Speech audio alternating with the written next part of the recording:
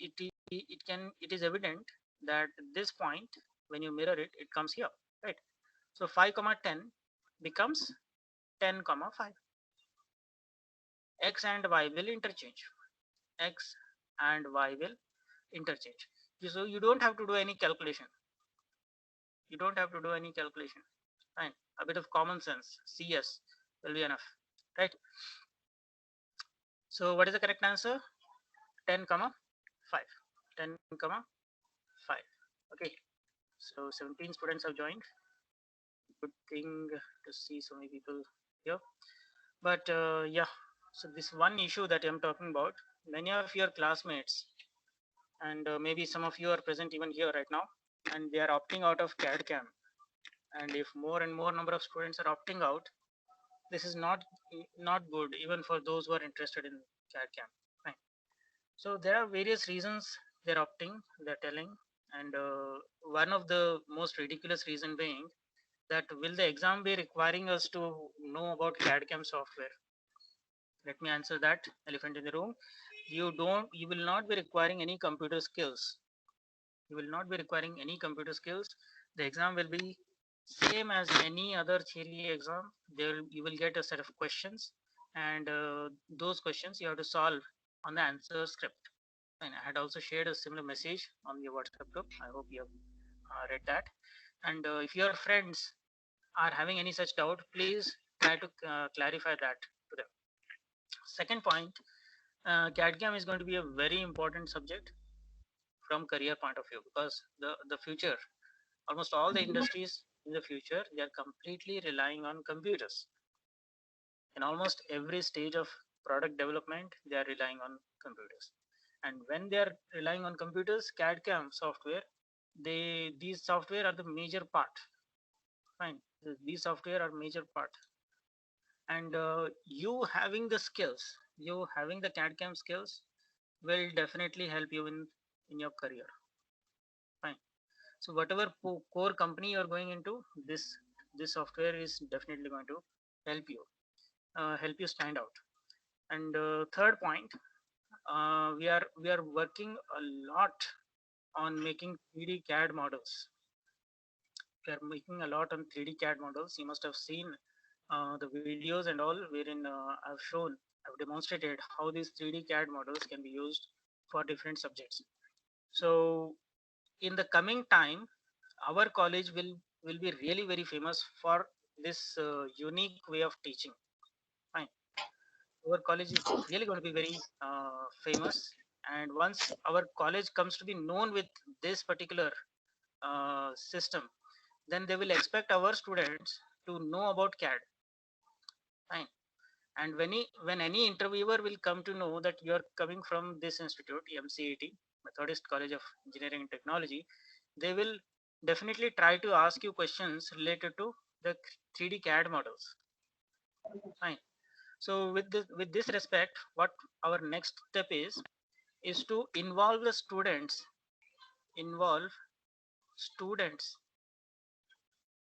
in developing these 3D CAD models. Fine. So you must have seen I've already been discussing with some of your friends, and some of your friends have already started developing the 3D CAD models. Fine. And this is going to be a really big thing in the coming time, right? So if you stay away from this, and if you're not taking up this subject, that will mean you don't have the advantage of answering those questions from the interviewers. Okay? So that is another reason for you to not leave CAD CAM as an elective, right? So if any of your friends are trying to opt out of this subject, please try to encourage them to stay back. Fine. Because if the number of students keep declining like this, they may as well cancel this whole subject altogether. Okay. So that is the reason I am making this request to you all. And it's not just about me, and it's about actually saving all yourself. Okay, and being on the right side. So this question is done. Let's take one more question, shall we? 3D transformations. Let us. Only one question was there from Gate. That's it. And that question was very simple, right? There's no calculation also involved here. So GATE exams usually employ this technique. Fine.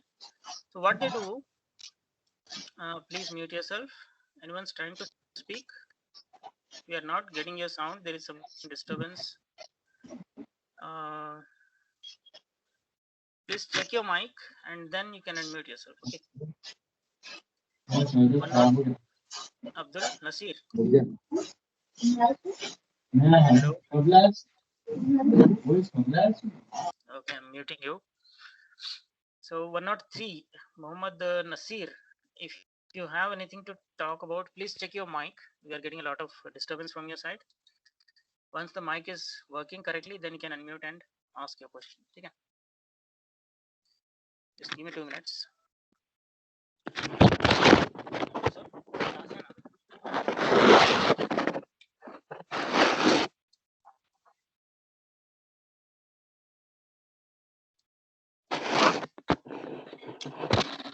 Okay, fine. So let's take one more question, just one last one, and then we'll go back to the subject. Which of the following is not an analytical entity? Fine. So briefly, I discussed what is analytical and what is custom or artificial. Right. So which one of the following mentioned is not analytical entity? Now, analytical, what did I say in the previous class? What is analytical? Anyone? What is the meaning of analytical?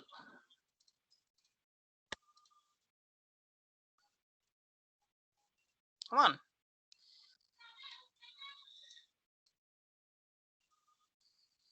Hmm? Oh,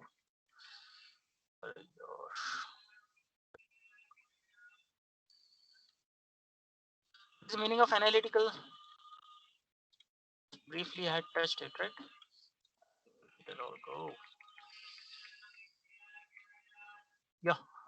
So in this, yeah, here I briefly discussed the difference between analytical and the custom, right? So under custom, we are getting all these curves. Under custom, we are getting all these curves, right? All these curves we are getting under custom, right? So going back to the question, which one of these is not analytical? So you can see the spline is appearing here, fine, and that's what I had told is the custom curve, fine. So because it is custom, it is opposite of analytical, and rest all of them, the line, the circle, the parabola, they all have an equation with which we can get the shape geometrically, right? So that is what makes analytical curves different from the custom curves. So spline is a custom curve and not an analytical entity. Fine. So we discussed that. Let's come back and let us start taking up these topics in more detail. So let me take this first part. Make a new fresh page. Let's start dealing with this one by one, right? Sorry. So geometric modeling. So first of all, 3D wireframe. So in the previous class, I have already shown you how the 3D wireframe modeling is different from the other two modeling methods, right? So I have taken also, I have used AutoCAD to draw this object here, and I have shown you what are the two different possibilities here in wireframe, fine. And that's why I had told that this is an ambiguous system. Ambiguous means you'll be talking something, the person will be understanding something else. That is what is called ambiguous, fine. But 3D geometry, especially for product development, for products, when we are modeling, we need unambiguous. Unambiguous means there should not be any other meaning taken by the person who is watching this, right? So whatever I'm talking about, the same you should understand. You should not understand something else, something that I don't want you to know, understand. That's what is called the unambiguous. And nature, unambiguous nature is very, very important for whatever geometric modeling method we are choosing for product development. Fine. And wireframe modeling being ambiguous, we will not be going much for that, and we'll be mostly using it for these applications. So first is the tool path. Fine. So path of the tool will be mostly two-dimensional only. It will not have any thickness or anything. So this is where the wireframe modeling is mostly preferred. And once this tool path generation, of course, it is developed from the part program. Fine. Developed from the part program, or this part program can again be generated from the 3D model. So once the 3D model is ready, there are various different softwares, you can say Unigraphics was one, then Fusion 360 was another, and this what is that, Delcam. Okay. So the softwares, whenever I mention the software, this is for your own knowledge. Okay, this is from for your own knowledge. You can write about these software, you can write the names of these softwares in exam also. That's up to you, but without mentioning the softwares also you can complete answering the sheet. Fine, that's up to you, because the CAD/CAM software generally, it is trying to teach you how the CAD/CAM softwares work, what is happening in the background when you're using the CAD/CAM software. That is the goal of the subject CAD/CAM. Okay, that is the subject, uh, that is the goal of the subject CAD/CAM, and that's what is very important. Fine, it's not important that you know how to use a particular software, but if you know how to use a software, then understanding CAD/CAM subject becomes very, very easy, and that is why I have been using softwares. Fine, either I'll be using Onshape or AutoCAD, or maybe in future, if the live classes start, I will also use SolidWorks. Right now I don't have SolidWorks installed on my system, so I have to rely on whatever is easily accessible from home.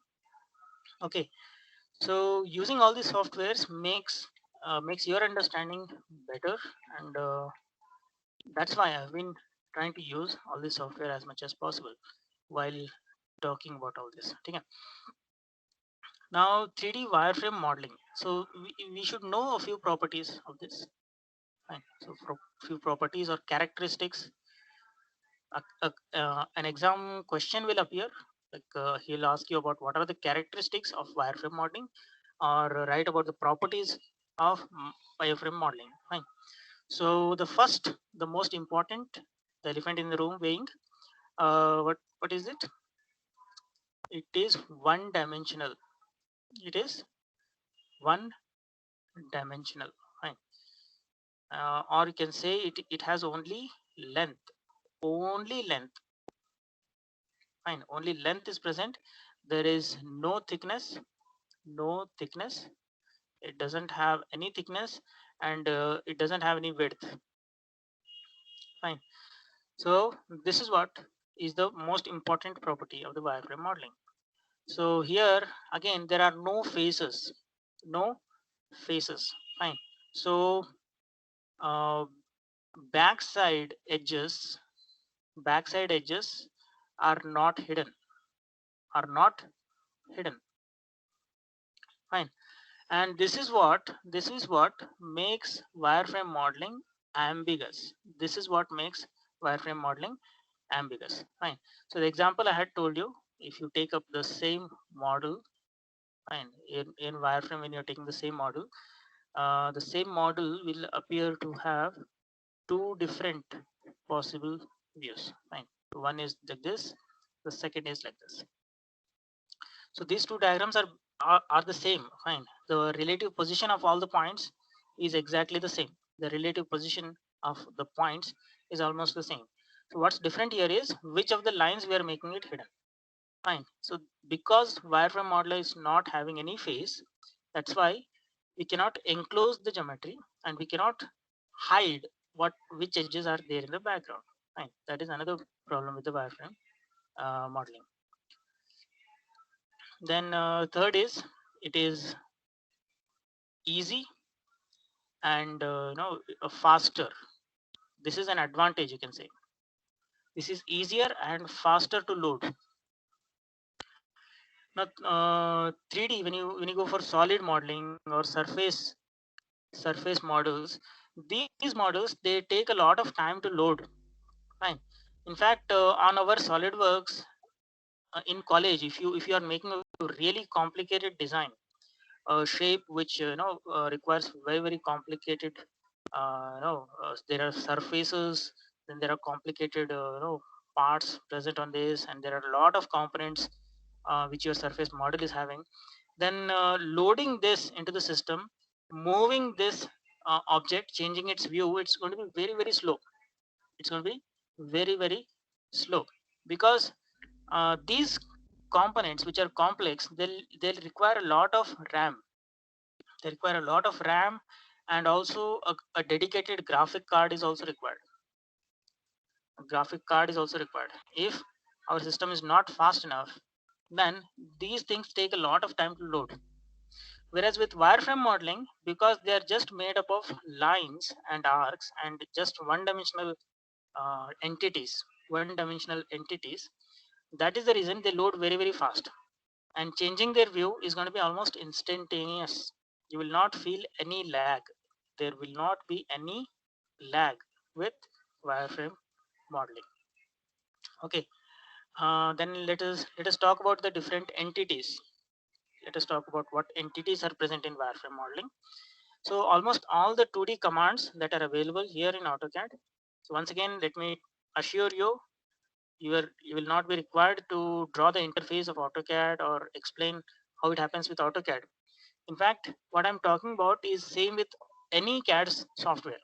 I'm just taking example of AutoCAD because this is the most familiar software for most of the people, and hence I'm using this. So all these objects that you see here, they are all wireframe entities. Wireframe entities. Fine. So starting with the line. So line, then we have this what is that extended line will extend on both the sides. It doesn't have any endpoint. Then we have polyline. Polyline is a combination of lines and arcs. Then we have this polygon. Polygon is a number of sides. With the regular polygon, of course, a regular polygon has 3 or more sides with all the sides equal and all the angles between the sides equal. And we have rectangle, we have arc, we have circle, and then there is this spline. Fine. And ellipse, of course. Ellipse also will have. So in AutoCAD, we don't have parabola. We don't have a formula to a command to draw parabola, and we cannot even draw hyperbola.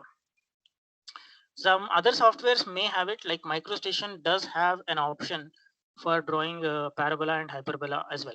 So we just have to define what is the eccentricity, distance of the focus from the directrix, and that will be enough for you to draw parabola or the hyperbola. Fine.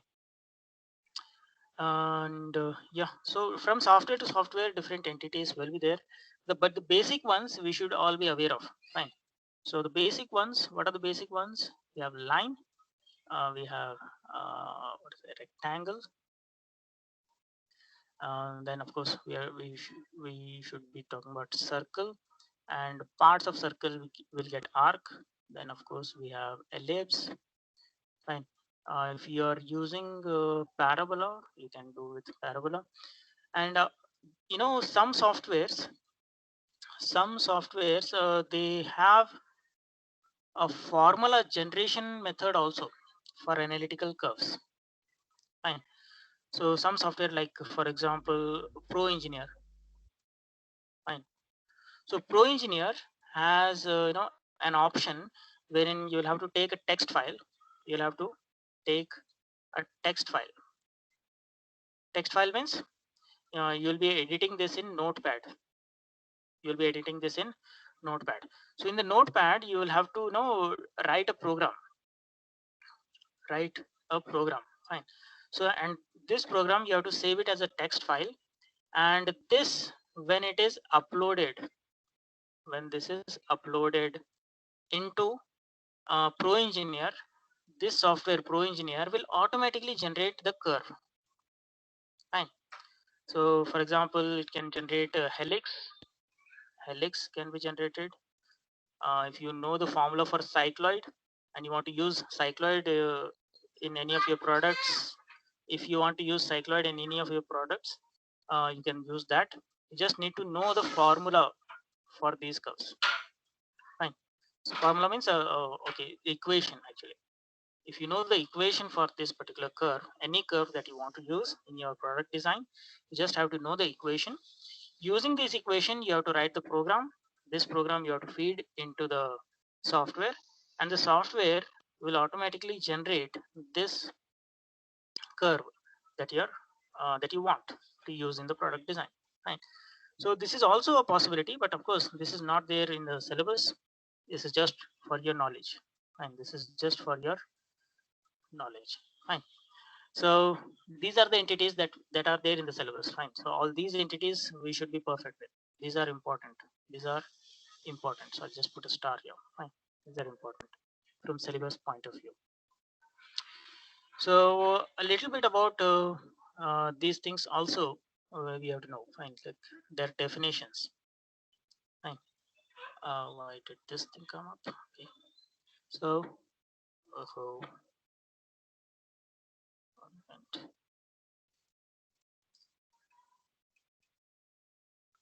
yeah. Okay. So definitions. Array, is this happening?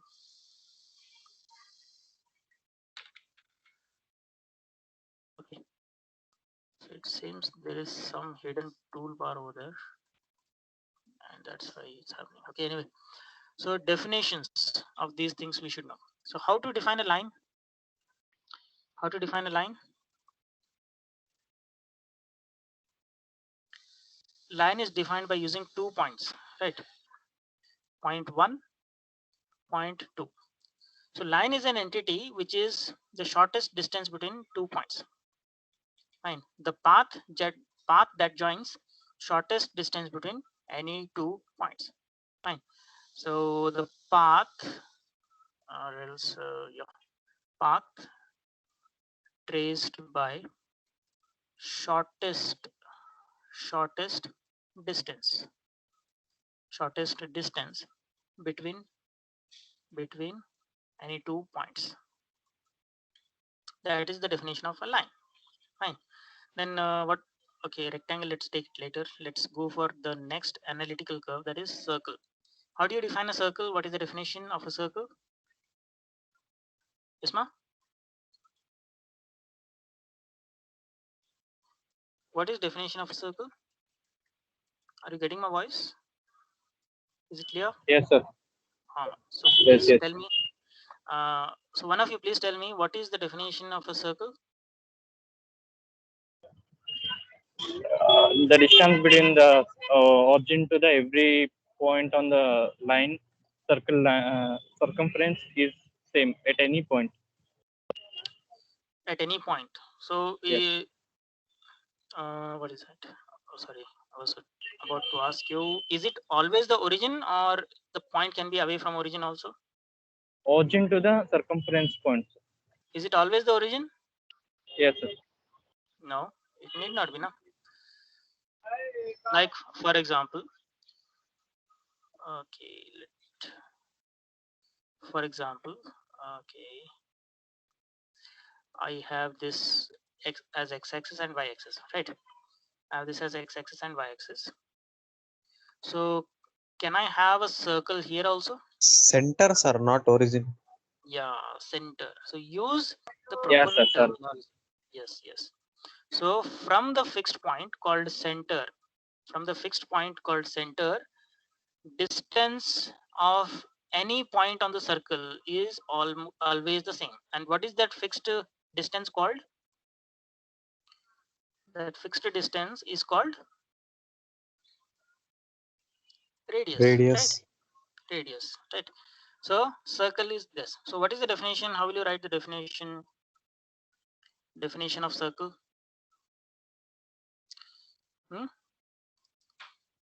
Path traced by a point which is at constant distance, from another fixed point. Okay, now here thing to be noted is, this constant distance is called as radius, and this fixed point is called as center. The fixed point is called as center, the constant distance is called as radius, and the path traced is called as circle. The path traced is called as circle. Okay, so this is how you should know the definition of line, of circle, and in intermediate you must have learned how to write the equations of these two things, right?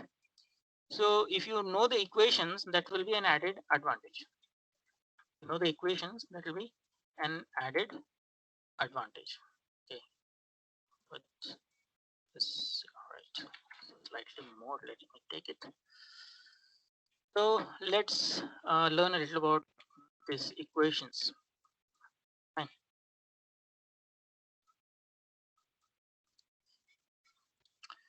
So for a line, let us say first. So what is the equation of a line?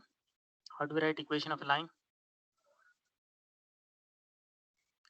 Ax plus by plus c equal to 0, isn't it? Ax plus by plus c equal to 0. Now this method of writing the equation is called implicit method. What is it? Implicit.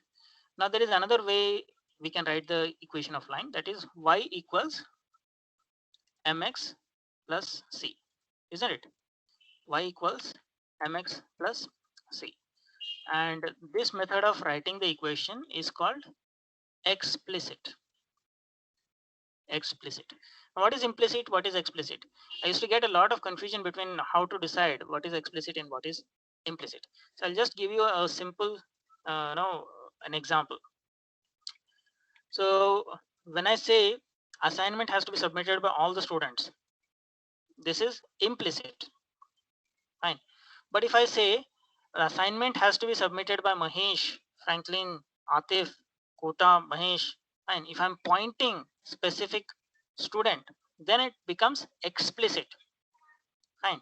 Explicit means pointing to each and every member. If I'm telling, then it becomes explicit. Fine. But if it is generalized, then it is implicit. So this here you can see explicitly the equation for y is given. Explicitly the equation for y is given. But here x and y both are part of the equation. If you want to express it in explicit form, you can do it. You can express this equation in explicit form, that is your wish. Fine.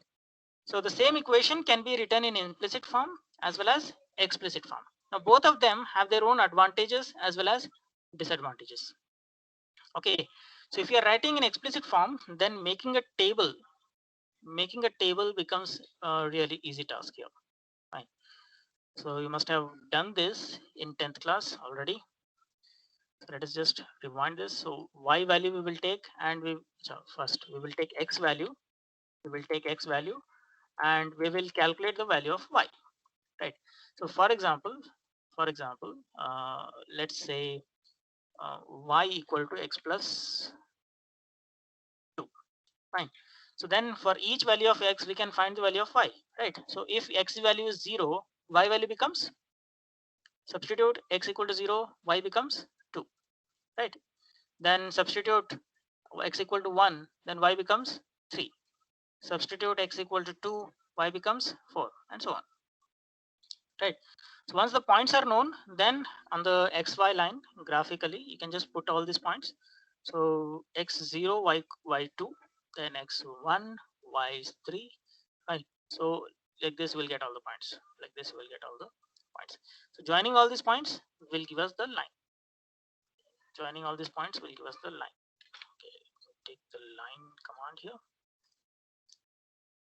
Okay, joining all these will give us the line command, right? So this is what is the advantage of explicit method. Fine, explicit method. There is again one more method of writing the equation, and that is called parametric method. Okay, that is called as the parametric method. Okay. Let me take green color. Parametric. Okay, so this is just simple mathematics. Simple mathematics. You have already learned it this in intermediate. The same thing we are just revising it. Fine. So you must have studied this under something called analytical geometry. Analytical geometry. So we are just using analytical geometry, and we are applying this in CAD/CAM. So yeah, this next method is called as the parametric method. So parametric method, it defines y and x in terms of another single variable. In terms of another single variable. Okay. So for a line, this is not needed, of course. Let's go for the circle. Let's go for the circle, right? Let's go for the circle. So let me draw a circle here, and let me assume that it is at origin. It need not be at origin, right? It need not be at origin, but I'm just assuming in this case, I'm assuming it is at origin. This is x and y axis. X and y axis, right? So what will be the equation of this? What will be the equation of this?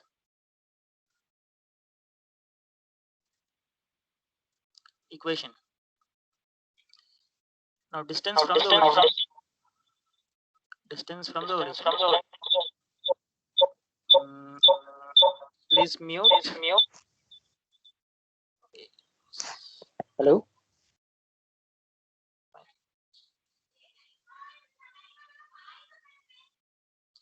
So the distance of the point which is tracing, that is P of xy, will be same from the origin, which is fixed. Fine. So this distance is fixed from all the directions. So the distance formula, if you apply, it will be x minus 0 whole square plus y minus 0 whole square under root. So this will be equal to the constant value, that is r. So the formula becomes x square plus y square equal to r square. This is the formula for the circle, right? We all remember this. Now what method we have written this in? Right now it is in implicit form. Right now it is in implicit form. Now if you want to write it in explicit form, what you have to do? Y value we have to keep in one side, and remaining all you have to send to the other side. So x square, if it goes to the other side, it becomes minus x square, and square root when it goes to the other, square when it goes to the other side, it becomes square root. Okay, so this method of writing the equation is explicit method. Fine. So which means we are explicitly writing the equation for y. We are explicitly writing the equation for y, whereas here everything is included. It is a part of the equation. Okay. And next, let us write down the parametric form. Parametric method of writing. Fine. So when I write parametric, I told both x and y. Hello, any doubts? So when I'm writing parametric equation, I have to express both x and y in terms of another variable. So in this case, let us take theta and r. R is the radius, it is constant, and theta, it varies. So theta varies from 0 degrees Celsius to, so theta varies from 0 degrees to 360 degrees. Fine. If you are writing in degrees, this is how we can write. And the same equation, if you are writing in radians, you can write it like this. Okay, 2 pi radians. Right. So these are the limits. These are the limits for the angle theta. So when you write it like this, then y becomes this length. Y becomes this length, and this is same as r into sine theta. R into sine theta, and x becomes this length, and this is r into cos theta, right? So the same equations we can write here. So x is r into cos theta, and y is r into sine theta, right? So now this method of writing the equation is called parametric method. Fine. So here in this case, theta is a parameter. Theta is a parameter, and just by changing this one value theta, we can get both the values of x and y. Both the values x as well as y we can obtain just by changing the value of theta. Fine. And this is very helpful in software.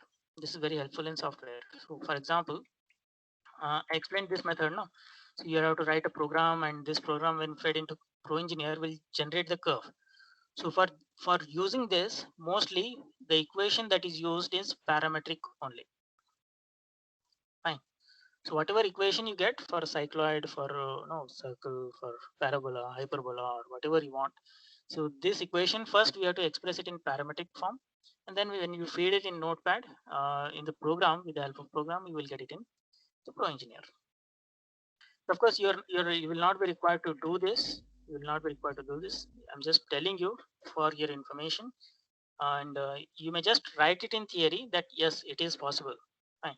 Yes, it is possible. And if you use practical examples of live CAD models, it will put a better impression on the examiner.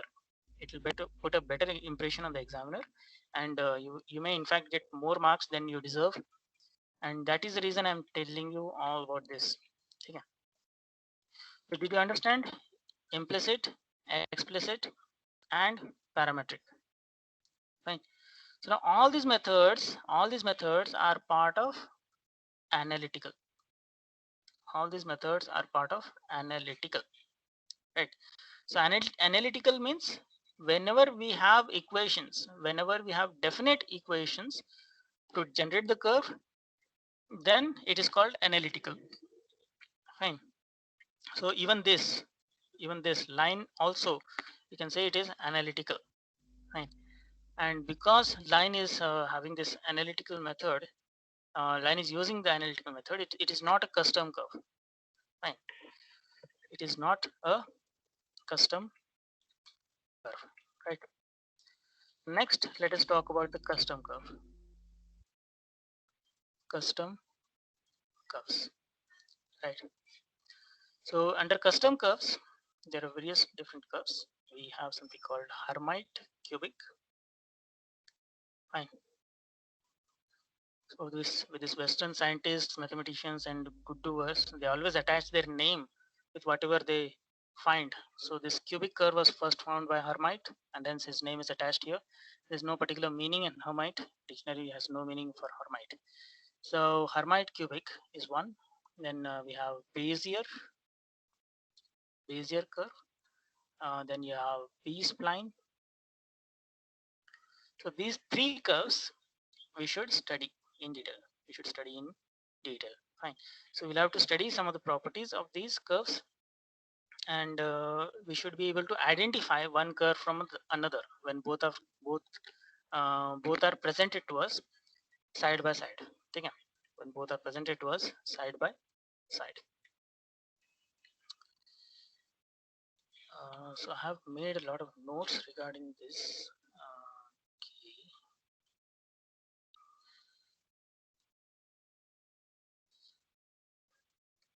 Open the notes and I'll explain from the notes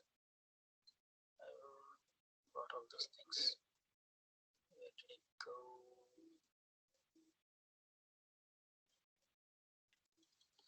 That's here.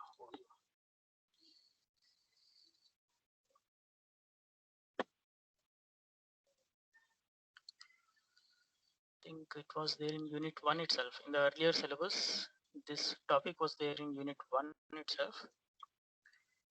Yeah, so you can see the concept of parametric and non-parametric representation, circle, helix curves, splines. Fine, splines is where this comes.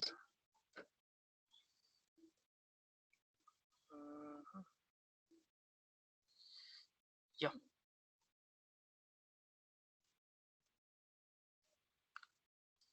Properties of splines. So first thing we are talking about is the Hermite cubic curve. Fine, or it is also called as parametric cubic curve, or sometimes it is just referred to as cubic spline.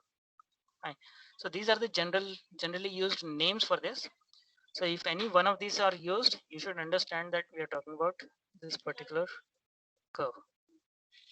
Okay. So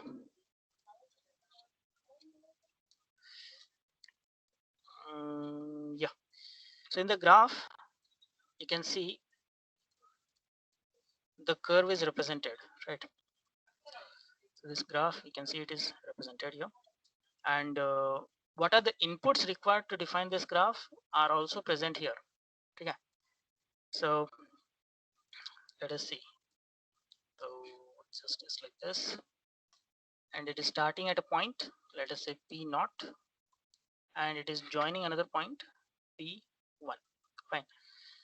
And there is one more, two more set of data required for defining this completely, and those data have to do with tangents. Fine. So one tangent, let us say it is pointing in this direction. The other tangent, let us say it is pointing in this direction. So when there are only 2 points, there are various ways in which the 2 points can be joined. Fine. When there are only 2 points, there are various ways in which these 2 points can be joined. We can go in the shortest possible distance, so this becomes a line. We can also go along a long way. Fine. So there are all these possible ways of joining these 2 points. So which method? And that is one of the reasons why to define the cubic spline using the 2 points, we need additional stuff. Fine. So these additional entities or additional details, they are called tangents. So we need the 2 points and we need the tangents. So both these, when they are defined, then the curve can be defined easily. So the curve will start tangential to the first line, and also it will end tangentially to the second line. So in between, the curve will be created. In between, the curve will be created like this. Okay. So this is what is the curve. Fine. So this curve is called as the Hermite cubic spline. Hermite cubic spline. Now for these 2 points and the tangents when they are given, we'll have to first again form the equation. So you might say, sir, then it becomes analytical now. No, it will not become analytical, it will be custom, because the equation depends on what point we are choosing. The equation depends on what point we are choosing, and we are in control of these points. We are in control of these points and the tangents, of course. We can define how strong the tangent has to be. We have to define how strong the point has to be. Okay. So let me just show you, let me just demonstrate to you this thing using AutoCAD. And once again, I'm telling you, this you're not supposed to do in exams. So this is just for you to understand. Okay. So I've taken the spline command, SPL, and I'm just drawing 2 points. And I've pressed enter. So after I have pressed enter, you can see that it is asking me to define the tangent.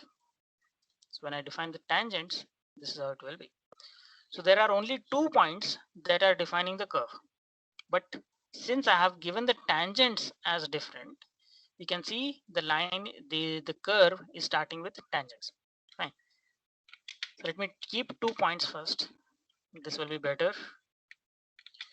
Let me change the style of the points so that you can see the points clearly. So I have kept the 2 points, and let me draw 2 lines. First tangent, second tangent. Fine. And now I will take spline command, and I will join these 2 points. First point, second point. Then I will press enter over. Then I have to define the first tangent, and I have to define the second tangent. Fine. So you can see now that the curve is tangential to both the lines that I have defined, and it is passing through both these points. Fine. So this curve that we are getting here is called the Hermite cubic curve. Hermite cubic curve. Okay. So the point as well as tangents are used to define the equation, and this equation has to be parametric form. It has to be in parametric form. So here the parameter that is used is denoted as P. U is the parameter, and U varies from 0 to 1. U varies from 0 to 1. So as U is varied from 0 to 1, we will get various points on this curve. We will get various points on this curve, and by joining all these points, we get to define the curve. We get to define the curve. Okay. So now we should know a few properties of this Hermite cubic curve. Let us see what are the properties. So first, the definition, it is defined by two positions and two tangent vectors. Fine. So these lines that we are using, P0 dash and P1 dash. Fine. That's what he's calling the tangents. And dash here means the differentiation. Dash here means the differentiation. So we all know for a line, when you find it dy by dx, dy by dx will give us the slope. Dy by dx will give us the slope, and slope is nothing but tangent itself. Slope is nothing but tangent itself. So the slope at the starting point and the slope at the ending point. So this slope is P0 dash. This slope at the end is P1 dash. Fine. So yeah. So the definition. So definition, you can see it is defined by two positions or the points and two tangent vectors at as the data points. Fine. So then it is shown in the diagram here. You can see it's written as Hermite cubic curve, and at the starting point is P0, and its tangent is P0 dash. Ending point is P1, and ending tangent is P1 dash. So then, based on these 2 points and 2 tangents, the curve has been defined, and the parameter also has been shown in the diagram. U value is changing from 0 to a maximum of 1. Now some additional points here. So it is used to interpolate the given data points, but is not a free form curve. Fine. Unlike the Bezier or B-spline curves. So Bezier and B-spline, the other two curves, they are called free form curves. Free form curves. But this particular Hermite cubic is not a B-spline curve. Let me demonstrate this. Using the example. So SPL, let us say. Okay. So you can see the curve is passing through all these points. The curve is passing through all these points. Fine. Whereas the other third curve that we're talking about,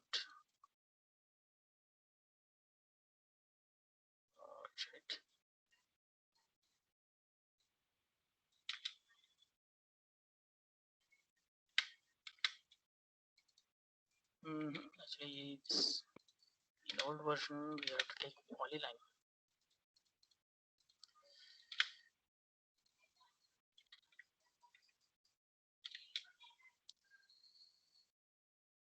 So, yeah. Now these are the two types of splines you can see. So one spline you can see, even though it is defined by the points, is the curve passing through all the points? Is the curve passing through all the points? This curve, these are the points. The blue colored dots you see, those are the points. But you can see here that the curve is not passing through all the points. It is only passing through the starting point and the ending point. Remaining all points are away from the curve. But when we are pulling the curve, when we are pulling the point, the curve is coming nearer. It is moving as near to the point as possible. It is moving as near to the curve as possible. So these type of curves, they are called free form curves. These types of curves, they are called free form. Okay. Whereas this one here is Hermite cubic. So Hermite cubic curve is not free form. Hermite curve is not free form because it is passing through all the points, and it's not free. This one is free, but this, it is connected with the points, fine. And explicitly it is connected with the points. There is no other way. It has to pass through all the points, right? So yeah, free form curve. So the most commonly used cubic spline is a 3-dimensional planar curve, and it is not twisted. This is another point you should be able to write in theory. Then it is represented by cubic polynomial. It is represented by cubic polynomial. What is a polynomial? Polynomial is an equation containing x, containing x, y, and all these variables, right? So if I write an equation like ax square plus bx plus c, y equal to, let us say, y equal to ax square plus bx plus c, what is this curve called?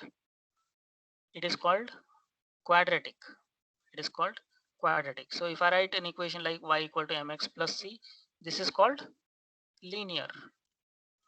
And if I write another equation like ax cube plus bx square plus cx plus d, so this particular type is called cubic curve. Cubic curve, fine. So if the highest power of x is 1, then it is called linear. If the highest power of x is 2, then it is called quadratic. And if the highest power of x is cube, then it is called cubic. Fine. Simple to remember. So the cubic Hermite spline, it is a cubic curve. So the curve, the equation which we use for generating that curve will be like this: ax cube plus bx square plus cx plus d. That will be equal to some value here, right? Some value here. So this is over. Then several cubic splines can be joined together by imposing the slope continuity at common points. Fine. So this is what is happening here in AutoCAD, right? Actually, in the diagram I have shown only 2 points. 2 points and 2 tangents only I have shown. Now here in this diagram, how many points I have? I have 1, 2, 3, 4, 5, and 6. The starting point and the last point is having definition of tangents. The starting point and ending point has definition of tangents. Let me show you here. Let me just put some points here. Let me just put some points here. And I will also define the tangent. So this is the starting tangent here. And let me define an ending tangent here. This is the ending tangent, starting tangent. Fine. So, and these are the points. So when I take spline, when I join all these points, I have to join all these points. Fine. And I have to define the tangent. So starting tangent, ending tangent. So the tangents are defined only for the starting point and the ending point. Fine. What about the tangents of all the middle points? What about the tangents of all the middle points? So that is calculated based on the first and last tangent. Based on the first and last tangent, the remaining tangents are calculated automatically.